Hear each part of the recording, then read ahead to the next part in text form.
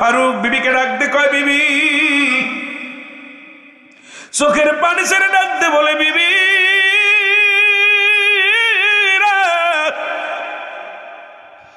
আমি যাব তুর্কিস্তানের যুদ্ধে, হয়তো আর কোনোদিন ফিরে আসবো না।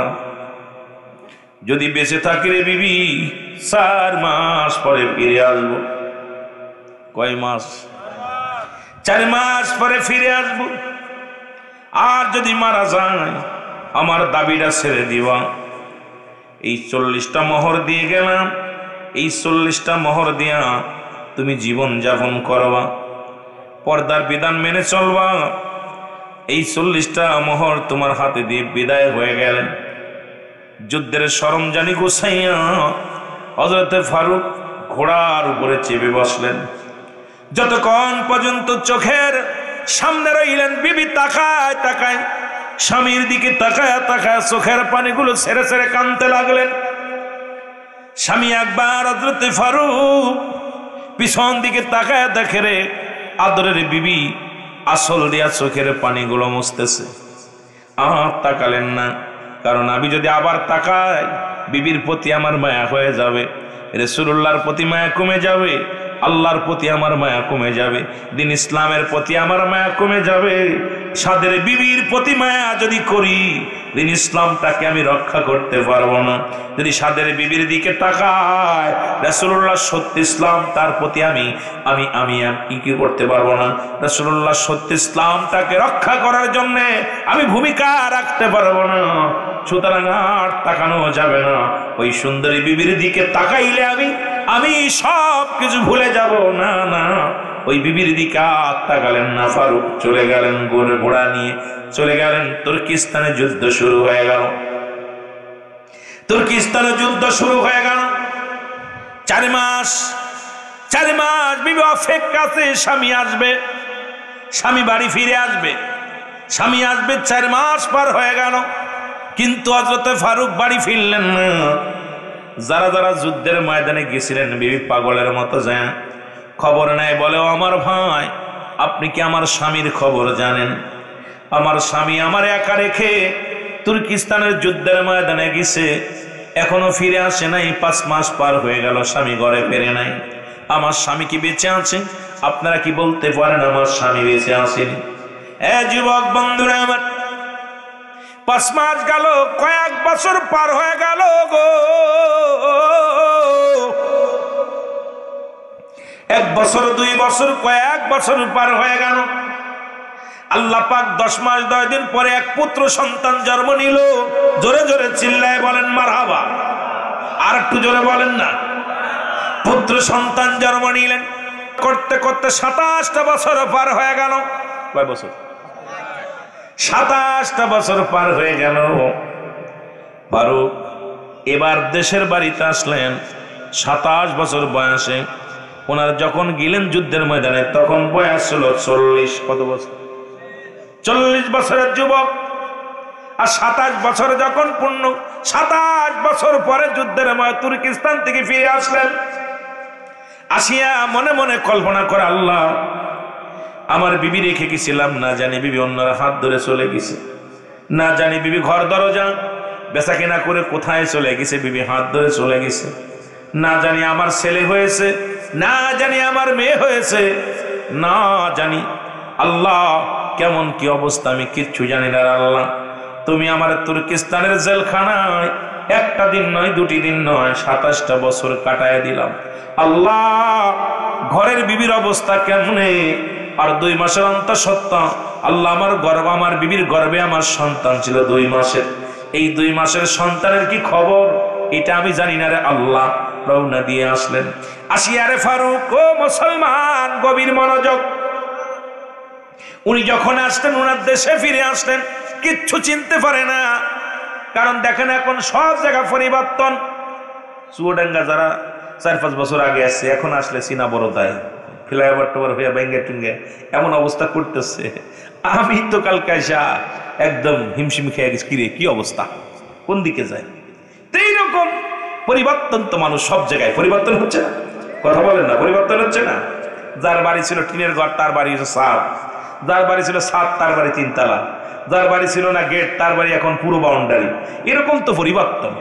হযরত ফারুক এসে দেখেন মুসলমান, উনি ঘরের মধ্যে চারিদিকে উনার বাড়িটা ম্যাপ করলে উনি চিন্তা করলেন এই বাড়িটা আমার, কিন্তু আমার বাড়ি তো জীর্ণ শীর্ণ একটা ঘর ছিল, কিন্তু একটা প্রাচীর বানিয়েছে, ঘোড়ার লাগাম টান দে ভিতরে প্রবেশ করলেন।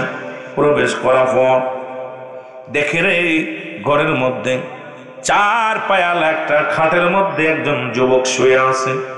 এই যুবকটা দৌড়ে এসে হযরত ফারুককে আক্রমণ করলেন, তুমি আমার বাড়িতে ঢুকছো, কারণ তুমি আমার বাড়ির মধ্যে চুরির জন্য ঢুকেছো। কলার ধরে টানতে নামাইলেন। নামা পর ফারুক বলছে, বাবা তুমি আমারে মাফ করে দাও, জোর হাত করে মাফ চাই বাবারে, আমি মনে করেছিলাম আমার বাড়ি, আমার ভুল হয়ে গেছে বাবা। তখন তো এবার আরো রাগান্বিত হইয়া যুবক বললেন, তোমার বাড়ি বলে দাবি করো, তুমি কে গো? কয় বাবারে আমার ভুল হয়ে গেছে, এখন বয়স হয়ে গেছে, চোখে কম দেখি, এই জন্য হয়তো ভুল করেছি, হয়তো আমি ভুল করেছি বাবা, আমারে তুমি ক্ষমা করে দাও।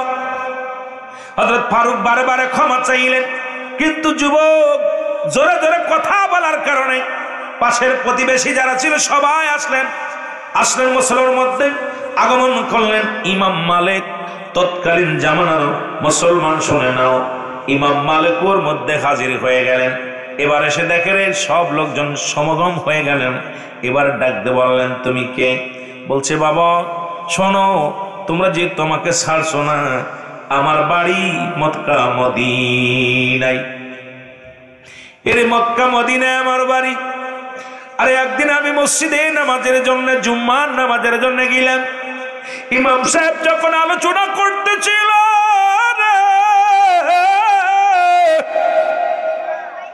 ওই তুর্কিস্তানে মুসলমানদের লাশ ফেলা হয়, তুর্কিস্তানে উম্মতি মুহাম্মাদি, তুর্কিস্তানের মুসলমানেরা বড় অসহায়। এই খবর আমি শুনিয়া বাড়ি আসি রে বাবা। আমার নাম হযরত ফারুক। বাবা এবার আমি আমার এই বাড়িতে ঢুকছি। আমার এখানে আমার বিবি ছিল, আমার 2 মাসের অন্তঃসত্ত্বা বিবি, তাকে আমি এই বাড়ির মধ্যে রেখে গেছিলাম। জানি না আমার ছেলে হয়েছে কি না মেয়ে হয়েছে, জানি না আমার বিবি বেঁচে আছে না মরে গেছে, আমি জানি না। ভুল করে বাবা তোমার বাড়িতে ঢুকেছি। আমি 4 মাসের জন্য গিয়েছিলাম, সেখানে যে শত্রু পক্ষের কাছে ধরা পড়ে যায়। 27টা বছর জেল খাটলাম, 27টা বছর জেল খাটিয়া সারা পাইলাম। সারা পাওয়ার পরে আমি চলে আসি। বাবা আমার ভুল হয়ে গেছে।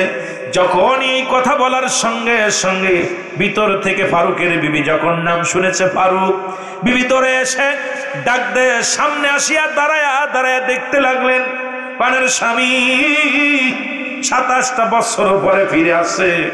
তাকে ডাক দে বলে, রাবেয়া রে। ফারুকের যে ছেলে ওই বাড়িতে যুবক ছিল, নাম হলো তার রাবেয়া। ডাক দে বলে, রাবেয়া রে, কলার ছেড়ে দাও, তার হাত ছেড়ে দাও। বলে, মা তুমি তো কোনো বেগানা পুরুষের সামনে আসো না, জীবনে কোনোদিন কোনো পুরুষের মুখ দেখো না, আজকে তুমি এই চোরটাকে বাঁচানোর জন্য তুমি কেন ঘর থেকে বাইরে আসলে?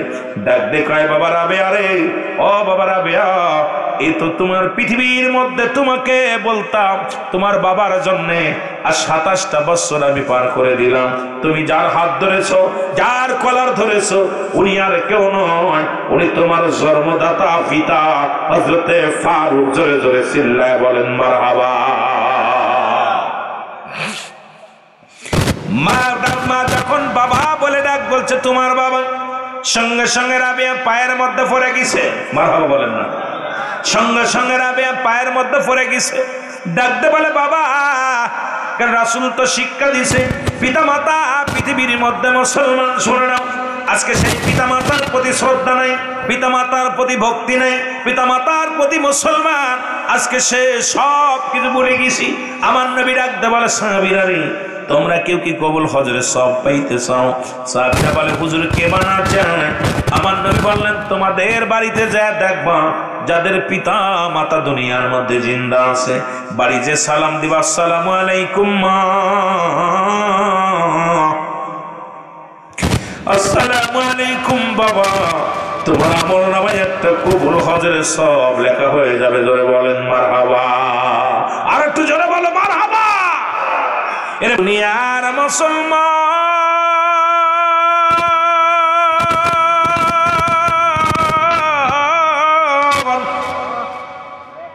হযরতে ফারুক বাবার পায়ের মধ্যে পড়ে কান্দে রে।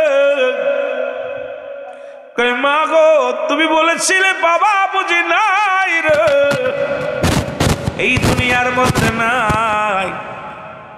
বলে বাবা, ও বাবা রাবেয়া, বাবা শোনো, তোমার আব্বাই একদিন নয় দুদিন নয় আর 27টা বছর আমার একা করে গেছিল। 27টা বছর উপরে ফিরে আসছে। যার গায়ে তুমি হাত দিছো উনি তোমার বাবা গো। রাবেয়া মাফ চাইলেন, বাবা কি করলেন? হাত ধরে সান্ত্বনা দিলেন, আয় বাবা আমার বুকে আয়। ডাকতে বলে, বিবি রে, আমার কলিজার টুকরা সন্তান কত বড় হয়ে গেছে। স্বামী স্ত্রী 27 বছর পরে গল্প হয়। ঘরের মধ্যে গল্প করতে করতে ফজরের আজান পড়ে গেল। আজান পড়ে গেছে, সালাতু খায়রুম মিনান নাওম। নামাজে এদিকে রাবেয়া আগেই মসজিদে চলে গেছে। নামাজে বিবি ডাকতে বলে, আমার স্বামী আজান পড়ে গেল, নামাজে আপনি যান। যেহেতু নামাজের সময় হয়ে গেল, ফজর রক্ত হয়ে গেছে, আপনি যান। মুসলমান শুনে নাও, হযরতে ফারুক নামাজ গেলেন। অনেক বড় কাতার, মসজিদটা পুরো পরিপূর্ণ হয়ে গেছে। আর পিছনে যায় ফারুক বারান্দার কাতারে দাঁড়িয়ে গেছে নামাজে। মুসল্লিদের ডাকতে বলে, বাবা, ও বাবারা শোনো, এই যে ইমাম সাহেব, এত যোগ্য ইমাম সাহেব, এত সুন্দর কোরআন তেলাওয়াত করলো, এত সুন্দর ওয়াজ নসিহত করলো, ইমাম সাহেবের বাড়ি কই গো বাবা? বলেন, আপনি কি নতুন আইছেন? বলে, হ্যাঁ বাবা, আমি নতুন, তোমাদের মসজিদে আমি নামাজ আদায় করতেছি। বলে, আপনি চেনেন না আমাদের হুজুরকে? আপনি চেনেন না? উনি হলো ইমাম মালিকের উস্তাদ। জোরে জোরে চিল্লায় বলা যাবে না মারহাবা। ইমাম মালিকের উস্তাদ, উনার নাম হলো রাবেয়া। মারহাবা বলো। ওনার নাম হলো রাবেয়া। ওনার বাড়ি এই মক্কা মদিনায়, এই বাংলাতে, এই মক্কা মদিনার জমিনে। উনার চাইতে বড় আলেম এই জমিনের মধ্যে নাই। উনার চাইতে বড় আলেম এই মহল্লার মধ্যে আর কেউ নাই। ওনার ছাত্র হলো ইমাম মালিক। রাবেয়ার কথা শুনিয়া হযরতে ফারুক দু চোখ বেয়ে জরে জর করে পানি ছেড়ে দিলেন। ও মুসলমান শুনে নাও, আল্লাহ তুমি আমার কলিজার টুকরা সন্তানকে এত বড় আলেম বানাইছো, যিনি ইমাম মালিকের উস্তাদ। যার ইমাম মালিকের উস্তাদ, যিনি আমার কলিজার টুকরা সন্তান। চোখের পানিগুলো ছেড়ে ছেড়ে কাঁদতে লাগলেন। মুসল্লিরা কও, ভাই আপনি কাঁদেন কেন? বলে, কাঁদছি এই কারণে। কেন কাঁদছি তোমাদের আমি জবাব দিতে পারবো না। আরে আমার বিবি, আরে দুনিয়ার মধ্যে গো যুবক বন্ধুরা শোনো, আমার বিবি আমার অবর্তমানে পৃথিবীর মধ্যে আমার কলিজার টুকরা সন্তানকে এত বড় আলেম বানাইছে। আমি এত বড় আলেমের বাবা। আজকে আনন্দের শ্বশ্রু আমার চোখ বেয়ে বেয়ে পড়ে। একদমই বাড়ি চলে গেলেন। ডাকতে বিবিরে, ডাকতে কয়, বিবিরে, ও বিবি। বিবি ডাকতে কয়, স্বামী আপনি 40টা দিনার 40টা মোহর আমারে দিয়েছিলেন গো। এই 40টা মোহর আমি কোন পথে ব্যয় করেছি শোনেন। ডাক দে মুসলমান হযরতে ফারুক ডাক দে কয়, বিবি রে, আমার আর জানা লাগবে না, শোনা লাগবে না রে বিবি। ও বিবি, তুমি আমার কলিজার টুকরা সন্তান। এই পৃথিবীর মধ্যে জগৎ বিখ্যাত আলেম বানাইছ। এই পৃথিবীতে আমি সম্মানী, পরপারও আমি সম্মানী। কারণ এই পৃথিবীর বুকে ইমাম মালিকের উস্তাদ আমার রাবেয়া। ডাক দে বিবি বলে, স্বামী রে, যখন আমি নসিহত করে গিয়েছিলেন, আমার স্বামী, আপনি যখন আমার 2 মাসের গর্ভে সন্তানটিকে যখন বিদায় নিয়েছিলেন, আপনি বলেছিলেন যদি কন্যা সন্তান হয় তাকে যেন আমি ইসলামের বিধান নিয়ম শিখায়া তাকে যেন একজন আল্লাহর সঙ্গে বিবাহ দিই, একজন নামাজির সঙ্গে বিবাহ দিই। আর যদি ছেলে হয় তাকে যেন জগৎ বিখ্যাত আলেম বানায়। ও আমার স্বামী, আপনার অবর্তমানে আমি আমার রাবেয়ারে আমি এই পৃথিবীর মধ্যে আলেম বানাইছি, পৃথিবীর মধ্যে জগৎ বিখ্যাত আলেম বানাইছি রে মুসলমান। ডাক দে বলে, ও আমার স্বামী, ও আমার স্বামী, আমার আলেম বানিয়েছি দুনিয়ার মধ্যে। আর রাবেয়ার মুসলমান ওই সন্তান, ওই রাবেয়া যাকে দেখলেন উনি আপনার সন্তান, উনি আমার সন্তান। এ আমার ভাইরা, আমার বন্ধুরা, আমার পৃথিবীর মধ্যে আমি আপনি দুনিয়ার মায়া ছেড়ে চলে যাব, এমন সন্তান যেন রেখে যায়। পিতা মাতার জন্য দোয়া করেন। পৃথিবীর মধ্যে 14টা হক হলো পিতা মাতার। কয়টা হক? জোরে বলেন কয়টা? 14টা হক। 7টা হক হলো দুনিয়ার মধ্যে জীবিত থাকতে, 7টা হক হলো ইন্তেকালের পরে। সুতরাং মানুষ যখন মারা যায়, কারণ আমরা তো চিরজীবী নয়, চিরস্থায়ী নয়, কারণ ক্ষণস্থায়ী দুনিয়াটা, যে কোনো মুহূর্তে মারা যেতে পারি। আমার রাসূল বলে গেছেন, আল্লাহর বিধানগুলো রাসূল বলে গেছেন, মাত্র 14টা হকের মধ্যে 7টা হক, সেটা হলো আব্বা মা যখন মারা যাবে তাদের জন্য মাগফিরাত কামনা করতে হবে। 1 নম্বরে তাদের জন্য মাগফিরাত কামনা করতে হবে। 2 নম্বরে তাদের জন্য সওয়াব পৌঁছাতে হবে। আমরা এমন সন্তান রেখে গেলাম, পাক কালাম ফাতিহা শরীফ জানে না, দুরূদ শরীফ জানে না, সূরা কিরাত জানে না, আমার জন্য কি দোয়া করবে? দুনিয়া থেকে যে সন্তান রেখে গেলেন, সন্তান জুয়া খেলে, সন্তান তাস খেলে, সন্তান দুনিয়ার মধ্যে নাই পথে পা বাড়ায়, সন্তান দুনিয়ার মধ্যে চগলখোর, ঘুষখোর, চগলখোর, জিনাখোর, এই সন্তান দুনিয়ার মধ্যে রেখে আপনি দুনিয়া থেকে বিদায় হয়ে গেলেন। এই সন্তানের কারণেই আপনি জাহান্নামী হয়ে যাবেন। আমার বাবারা, আমার 2 নম্বর হলো তাদের জন্য সওয়াব রেসানি করা। আমাদের দেশে কয়টা সন্তান সওয়াব রেসানি করতে পারে? যদিও দাঁড়ায় বাবার কবরের পাশে। মুসলমান বাবারা আমার, ও যুবক, দেখলে চেনা যায় না এটা মুসলমান না হিন্দু না খ্রিস্টান। সুতরাং এমন সন্তান পৃথিবীর মধ্যে রেখে যান, যে সন্তানগুলো আপনার পাশে দাঁড়ায়া দাঁড়ায়া, কবরের পাশে দাঁড়ায়া দাঁড়ায়া। 7 নাম্বার হলো পিতামাতার কবরটা জিয়ারত করা। কিন্তু আমার দেশে অসংখ্য যুবক আছে, তারা বছরও একদিন যায় না, 6 মাসও একদিন যায় না। অনেক সন্তান আছে রে বাবা, 2-4 বছর পার হয়ে গেছে, আব্বা মার কবরের পাশে যায় না। ওই কবরে, আব্বার কবরে দাও দাও করে আগুন জ্বলে, মার কবরে দাও দাও করে আগুন জ্বলে গো। কিন্তু আমাদের সন্তানগুলো যায় না। যদি আপনি আপনার সন্তানকে ইলম শিক্ষা দিতেন, যদি আপনার সন্তান ইসলামের নিয়ম বিধান জানতো, আপনার সন্তান প্রতি সপ্তাহে প্রতিদিন আপনার কবরের পাশে দাঁড়াইতো। আপনার সন্তান কবরের পাশে দাঁড়ায়া চোখের পানিগুলো ছেড়ে ছেড়ে কাঁদতো, রব্বির গামহুমা কামা রব্বায়ানি সগীরা। জোরে বলেন, রব্বির গামহুমা কামা রব্বায়ানি সগীরা। এই জন্য আমি আপনাদেরকে করজোরে দাবি করে যাব, জন্ম বাবার, আমার সন্তান, আপনার ছেলে মেয়ে আপনার কাছে আমানত রাখছে আমার আল্লাহ, খেয়ানত করার অধিকার আপনাকে দেয় না। সুতরাং আপনার সন্তানকে দিন ইলম শিক্ষা দেন। দিন ইলম শিক্ষা দেওয়ার পর অন্য জিনারের লাইন পড়ান, অন্য জায়গা যান, যেখানে যাবেন যান। কিন্তু আগে সর্বপ্রথম দায়িত্ব হলো, আপনার দায়িত্ব হলো, ও যুবক, আপনার প্রথম দায়িত্ব হলো আপনি সন্তানকে পৃথিবীর মধ্যে আপনি ইসলামের নিয়ম কানুন, ইসলামের বিধানগুলো যখন শিক্ষা দিবেন, এই সন্তান কোনোদিন আপনার বিফলে যাবে না, এই ইলম কোনোদিন বিফলে যাবে না। এর দ্বারা দুনিয়া আখিরাত দুইটাই কামিয়াব হবেন। কারণ কবরের জিন্দেগি যখন কবরে চলে যাবে, আপনার জন্য সব জারি থাকবে, সব জারি থাকবে। এই জন্য আমার বাবারা আমার, গভীর মনোযোগ। পৃথিবীর মধ্যে আগে মানুষ হতে হবে।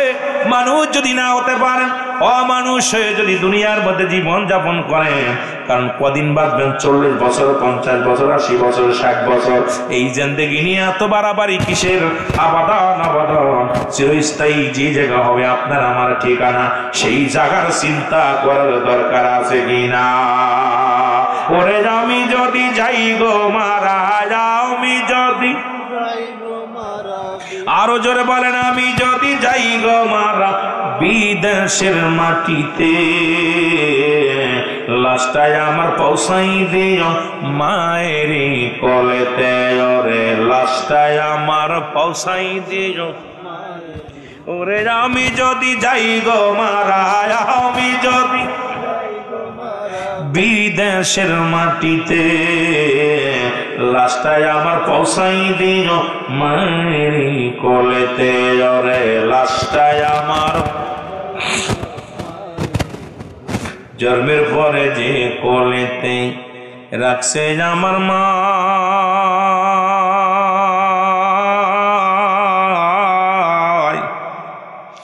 সেই কোলেতে মাথা রেখে নিদেরা যেতে চাই আমি নিদেরা যেতে চাই জন্মের পরে যে কোলেতে রাখছে আমার মা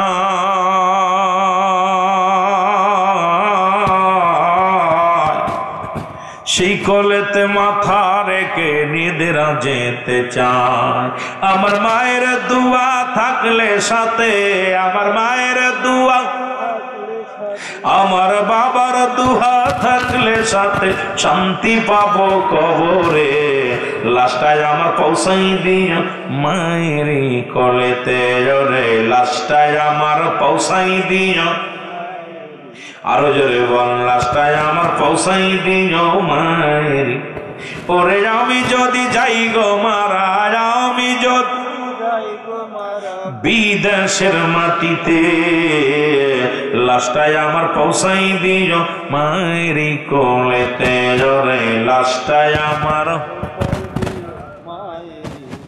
খালা বলো ফুফু বলো মায়ের মতন ওরে খালা বলো ফুফু বলো আমার মায়ের মতো নয় দুঃখিনী মা কাঁদবে সদাই সন্তানের আশায় দুঃখিনী মা কাঁদবে সদাই সন্তানের আশায় মায়ে হস্ত তুলে করবে দোয়া বাবা হস্ত তুলে করবে দোয়া মৌলার দরবারে লাশটাই আমার পৌঁছাই দিও মায়েরই কোলেতে ওরে লাশটাই আমার ও যুবক এই পৃথিবীর মধ্যে এমন দরদি পৃথিবীর মধ্যে আর হয় না রে ওরে মা বাবার মতো এমন দরদি জীবনে আর কোনোদিন পাবি না পৃথিবীতে এই পৃথিবীতে যদি কেউ ভালোবাসে রে সম্পদের লোভে ভালোবাসবে অর্থের লোভে ভালোবাসবে যৌবনের জন্য ভালোবাসবে বিনা স্বার্থে পৃথিবীর মধ্যে একমাত্র ভালোবাসে তোমার মা তোমার বাবা এদেরকে কষ্ট দিয়া দুনিয়ার মধ্যে থেকে বিদায় দিলে জাহান্নাম হবে একমাত্র তোমার ঠিকানা জোরে বলেন ঠিক কিনা যেমনি মুসলমান নবীর সাহাবী আমার নবীর সাহাবী মুসলমান শুনে না হযরত আলকামা রাদিয়াল্লাহু তাআলা আল্লাহু আকবার বলেন উনি মৃত্যু শয্যায় সজ্জিত মরণ যন্ত্রণায় ছটফট করে রাসূলুল্লাহর কাছে সাহাবী এসে বলে ইয়া রাসূলুল্লাহ ইয়া হাবিবাল্লাহ নবী গো নবী ও নবী আপনার প্রিয় সাহাবী মৃত্যু শয্যায় সজ্জিত কিন্তু মরণ হয় না মরণ যে কত কঠিন রে বাবা আল্লামা মুফতি আমজাদ আলী সাহেব একটা কিতাব লেখলেন কিতাবের নাম বাহারে শরিয়ত এই কিতাবের মাধ্যমে লেখলেন দুনিয়ার মানুষ শোনো মানুষ যখন মৃত্যুবরণ করে 70টা তাজা উটের গায়ের চামড়া জবাই না করিয়া উল্টো দিকে টান দিয়া লবণ আর মরিচ লাগায় দিলে যতটুক যন্ত্রণা হয়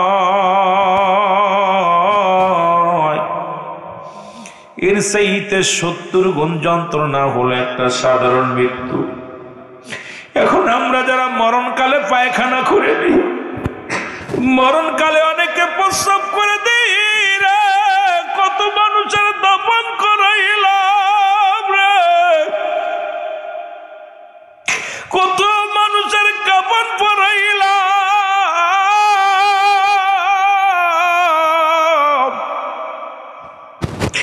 ওই গোসল করাতে যায় দেখেছি রে, আরে গোসল করাতে যা দেখেছি পায়খানা করে দিছে, গোসল করাতে যা দেখেছি প্রস্রাব করে দিছে।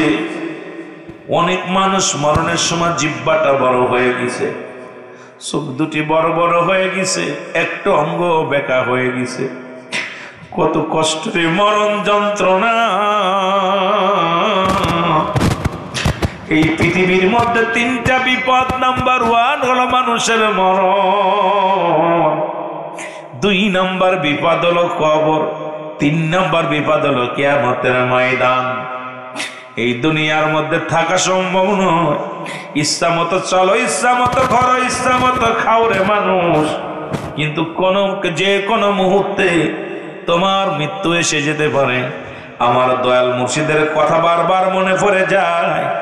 দয়াল মুর্শিদ বলতেন, বাবা যে পরবর্তী সময় আপনার কি নিয়ামত বয়ে আনতেছে আপনি নিজেও জানেন না। বসে আছেন এখানে, রাস্তায় বাইরে এসেছেন, লাশ হয়ে গেছেন বাবা। এই জন্য যে কোনো মুহূর্তে আপনার বিপদ আসতে পারে।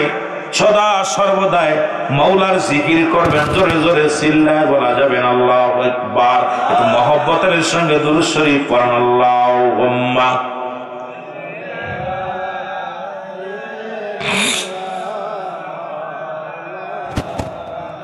আরো জোরে বলেন, ওয়ালা আলি সাইয়্যিদিনা। আরো জোরে বলেন, আল্লাহুম্মা। একটু জোরে পড়েন না, মাইকি গেরগার মাইকি কোন আওয়াজ নেই। ওয়ালা আলি সাইয়্যিদিনা। আমার রাসূল কি ধন এই জগতে বান্ধব আমরা চিনলাম না। আমার রাসূল কি ধন এই জগতে বান্ধব আমরা চিনলাম না। আমার সাথে বলেন, আমার রাসূল কি ধন এই জগতে বান্ধব আমরা চিনলাম। দয়াল নবী, মায়ার নবী, আমার জানের জান,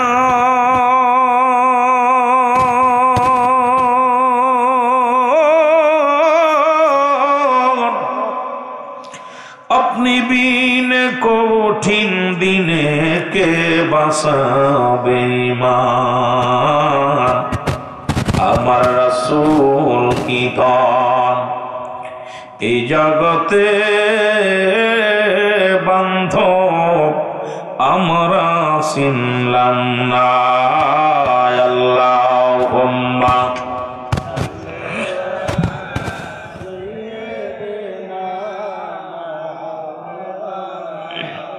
আওয়াজ দে বলেন, ওয়ালা আলি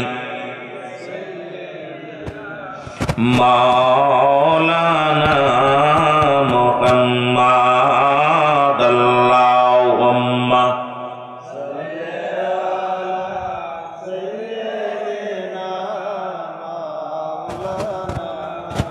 ওয়ালা আলি সাইয়্যিদিনা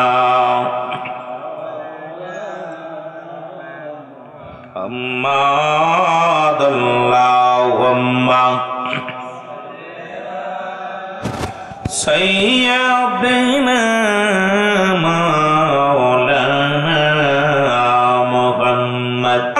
পৃথিবীর মধ্যে মুসলমান শুনে নাও, আজকে সেই পিতামাতার প্রতি শ্রদ্ধা নাই, পিতামাতার প্রতি ভক্তি নাই, পিতামাতার প্রতি মুসলমান আজকে সে সব কিছু ভুলে গেছি। আমার নবী ডাকতে বলে, সাহাবীরা রে তোমরা কেউ কি কবুল হজরে সব পাইতে চাও? সাহাবীরা বলে, হুজুর কে বানা চায়? আমার নবী বললেন, তোমাদের বাড়িতে যা দেখবা যাদের পিতা মাতা দুনিয়ার মধ্যে জিন্দা আছে, বাড়ি যে সালাম দিবা, আসসালামু আলাইকুম মা, আসসালামু আলাইকুম বাবা, তোমার আমল নামায় একটা কবুল হজের সব লেখা হয়ে যাবে। জোরে বলেন মারহাবা। আর একটু জোরে বলো মারহাবা। এর মুসলমান আজকে সন্তানের হাতে পিতা লাঞ্ছিত হয় রে। আজকে সন্তানের হাতে মা লাঞ্ছিত হয়, বড্ড কষ্ট লাগে রে যুবক। পিতা মাতার নাফরমানি সন্তান কখনো জান্নাতে যাবে না। আর একটু জোরে বলেন আল্লাহু আকবার। সে যদি বাইতুল মুকাররমের ইমাম হয়, কাবা শরীফের ইমাম হয়, কসম আল্লাহ এই দুনিয়ার মধ্যে জান্নাত পাওয়া সম্ভব নয় যতক্ষণ পর্যন্ত পিতা মাতার বাধ্য সন্তান না হবে। সে যত বড় বুজুর্গ হোক, যত বড় জান্নাতওয়ালা হোক, যত বড় বন্যওয়ালা হোক না কেন, আল্লাহর কসম করে বলি পিতা মাতার অসন্তুষ্ট সন্তান কোনোদিন জান্নাতে যাবে না। জোরে জোরে চিল্লায় বলা যাবে না আল্লাহু আকবার। ওরে আমি যদি যাই গো মারা, আমি যদি বিদেশের মাটিতে, লাশটায় আমার পৌঁছাই দিও মায়েরি কোলেতে।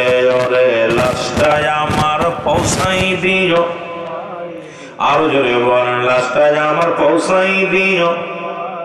ওরে আমি যদি যাই গো মারা, আমি যদি বিদেশের মাটিতে, লাশটায় আমার পৌঁছাই দিও মায়েরি কোলেতে।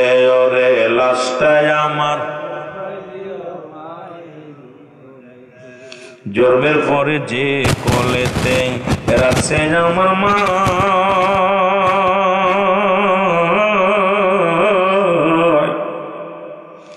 সেই কোলেতে মাথা রেখে নিদ্রা যেতে চাই, আমি নিদ্রা যেতে চাই। জন্মের পরে যে কোলেতে রাখছে আমার মা,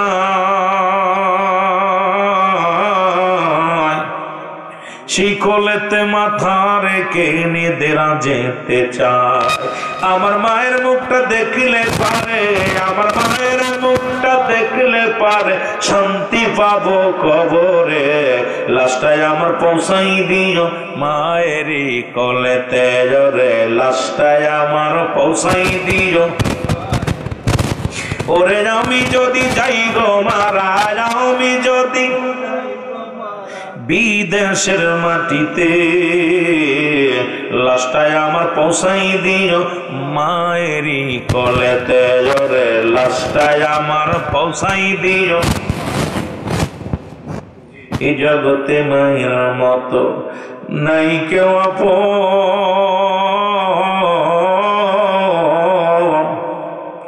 সেই মা দুঃখিনীর না দেখাইয়া দিও না দাফন, আমার দিও না দাফন।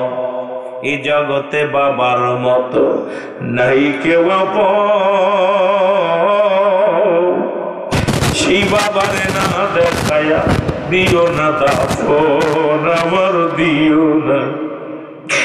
মায়ের মুখটাই আমার দেখলে পারে, ওরে মায়ের মুখটা দেখলে পারে শান্তি পাবো কবরে।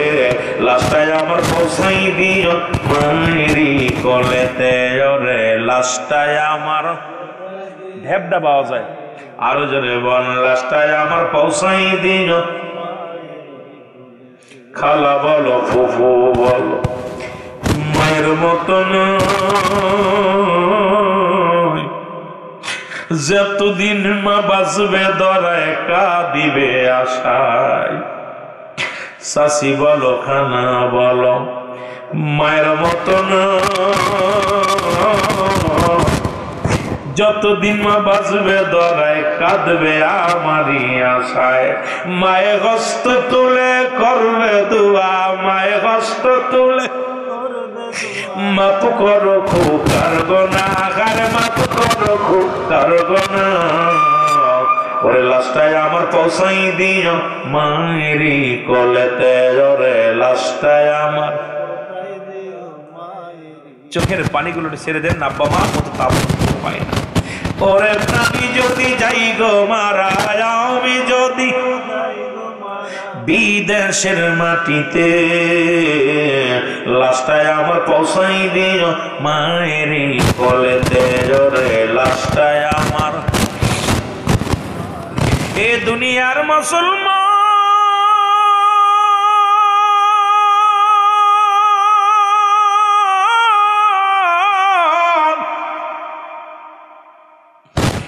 যে কথা বলতেছিলাম, তিন শ্রেণীর মানুষের দোয়া, তিন শ্রেণীর মানুষের ফরিয়াদ, তিন শ্রেণীর মানুষের গুনাহ, তিন শ্রেণীর মুসলমান, তিন শ্রেণীর মানুষের হজ যাকাত কিন্তু কবুল হয় না।